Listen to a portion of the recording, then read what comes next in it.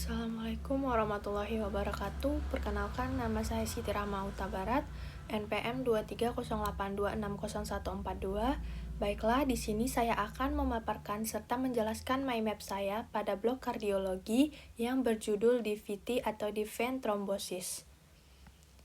DVT atau Deep-vein thrombosis merupakan suatu kondisi medis di mana terjadi pembentukan gumpalan darah atau trombus di pembuluh darah vena yang berada jauh di dalam jaringan tubuh.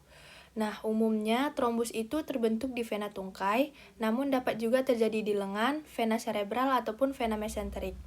Nah, gumpalan ini berpotensi menyumbat aliran darah sehingga menyebabkan pembengkakan, nyeri, dan bahkan komplikasi yang mengancam jiwa seperti emboli paru. Adapun etiologi atau penyebab dari DVT sendiri dapat dijelaskan melalui Trias-Virchow. Yang pertama yaitu stasis vena. Ini merupakan aliran darah yang lambat akibat bed rest yang lama atau trauma ataupun karena perjalanan panjang. Kemudian yang kedua ada karena kerusakan endotel, yang dimana cedera pada dinding pembuluh darah akibat operasi, infeksi, ataupun trauma fisik. Yang ketiga ada karena hiperkoagulabilitas, yang dimana kondisi tubuh yang meningkat kecenderungan darah untuk membeku. Misalnya akibat kelainan genetik, kehamilan, kanker, ataupun karena penggunaan kontrasepsi hormonal. Faktor resiko dari DVT sendiri itu dibagi menjadi beberapa kelompok. Kelompok yang pertama ada provoked, itu terjadi setelah operasi, tirah baring lama, trauma, kehamilan, ataupun penggunaan KB hormonal. Yang kedua ada unprovoked, itu muncul tanpa penyebab jelas, seringkali berhubungan dengan kelainan pembekuan darah. Lalu yang ketiga itu ada persistent, seperti kanker aktif atau penyakit radang kronik seperti inflammatory bowel disease atau IBD.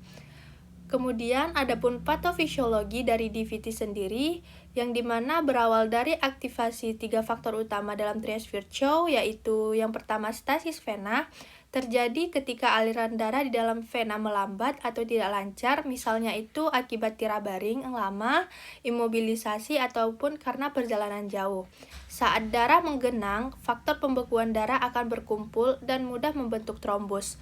Yang kedua ada karena kerusakan endotel. Cedera pada dinding dalam pembuluh darah atau endotel biasanya bisa terjadi karena trauma, operasi, ataupun karena infeksi. Cedera ini memicu tubuh melepaskan zat prokoagulasi yang akan mempercepat proses pembekuan darah.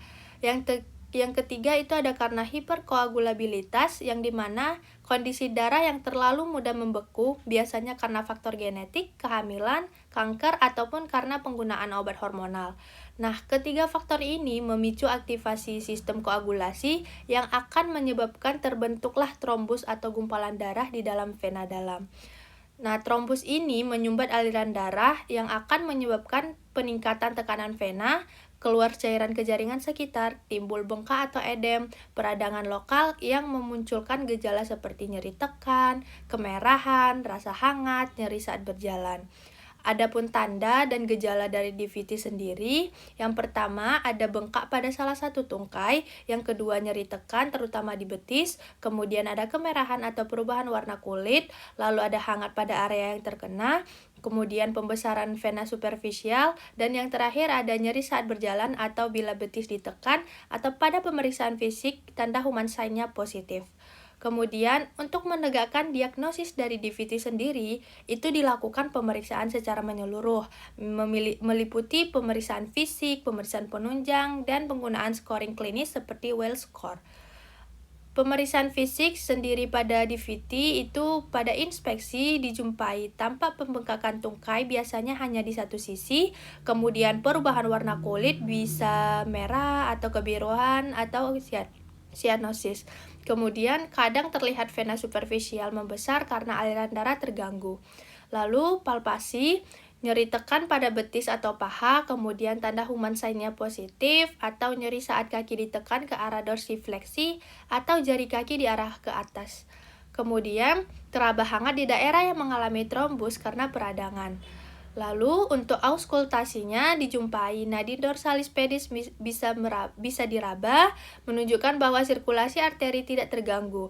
Kemudian untuk skor Wells-nya sendiri digunakan untuk menilai kemungkinan klinis dari DVT. Untuk faktor yang dinilai itu misalnya seperti adanya pembengkakan tungkai, riwayat kanker, imobilisasi, nyeri tekan sepanjang vena, dan lain sebagainya. Jika total skornya itu lebih dari atau sama dengan 2, kemungkinan DVT-nya itu tinggi dan perlu pemeriksaan lebih lanjut. Lalu ada pemeriksaan penunjang. Pemeriksaan penunjang itu biasanya digunakan yang pertama ada D-dimer, bila positif mendukung adanya DVT, namun sifatnya itu tidak spesifik. Lalu yang kedua ada USG Doppler, itu merupakan gold standarnya untuk mendeteksi adanya trombos di vena dalam. Kemudian yang ketiga ada CT venography atau MR venography, digunakan bila USG-nya kurang jelas. Kemudian yang keempat ada Doppler ultrasound, dapat mendeteksi perubahan aliran darah akibat adanya trombus. Kemudian, tata laksana dari DVT sendiri, penanganan utama DVT itu bertujuan untuk mencegah pertumbuhan trombus, pelepasan trombus ke paru atau emboli paru, dan kekambuhan. Yang pertama, terapi antikoagulan atau yang utama. Yang pertama itu ada heparin tidak terfraksinasi atau UFH, diberikan secara intravena atau IV bolus atau infus kontinu untuk menurunkan pembekuan darah. Lalu yang kedua ada low molecular weight heparin seperti enoxaparin, diberikan secara subkutan. Lalu yang ketiga ada warfarin, diberikan bersamaan dengan heparin untuk transisi pengobatan jangka panjang. Kemudian yang keempat ada direct oral antikoagulan seperti apisaban atau rivaroxaban, dapat digunakan sebagai alternatif oral yang lebih praktis. Lalu terapi yang kedua yaitu terapi trombolitik. Ini hanya pada kasus DVT masif atau yang mengancam jiwa. Contohnya itu obat trombolitik yang digunakan adalah ateleplase yang bekerja menghancurkan bekuan darah. Kemudian yang ketiga itu ada dikompresi elastis. Penggunaan stocking kompresi dianjurkan untuk mencegah sindrom pasca trombotik dan membantu mengurangi pembengkakan. Adapun edukasi pada pasien yang disampaikan yaitu pasien DVT wajib mendapatkan edukasi agar kekambuhannya itu dapat dicegah, seperti minum obat secara teratur sesuai anjuran, kemudian hindari posisi duduk atau berbaring terlalu lama, jaga berat badan, dan lakukan aktivitas fisik ringan. Hindari merokok, hindari konsumsi alkohol berlebihan, kenali tanda-tanda emboli paru seperti nyeri dada, sesak nafas, atau batuk berdarah.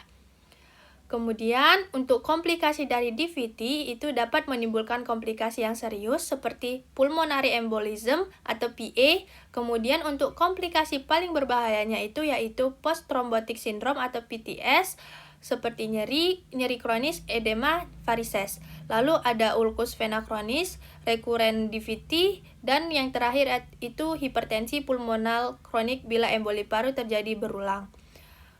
Adapun referensi yang saya pakai di sini yang pertama ada dari Wahid SM Kudaravali, P. Hotwagner, DT Divine Thrombocyte, kemudian ada dari Broderick C. Watson S. Aramon, MP, Thrombolytic Strategies versus Standard Anticoagulation for Acute Deep Vein Thrombosis of the Lower Limb. Kemudian yang ketiga ada dari Navarrete S. Solar C. Tapia R. Pariera J. Fuentes E. Paloma L. Pathophysiology of Deep Vein Thrombosis. Sekian yang bisa saya sampaikan. Mohon maaf jika ada kesalahan. Terima kasih. Saya sudahi dengan mengucapkan Assalamualaikum warahmatullahi wabarakatuh.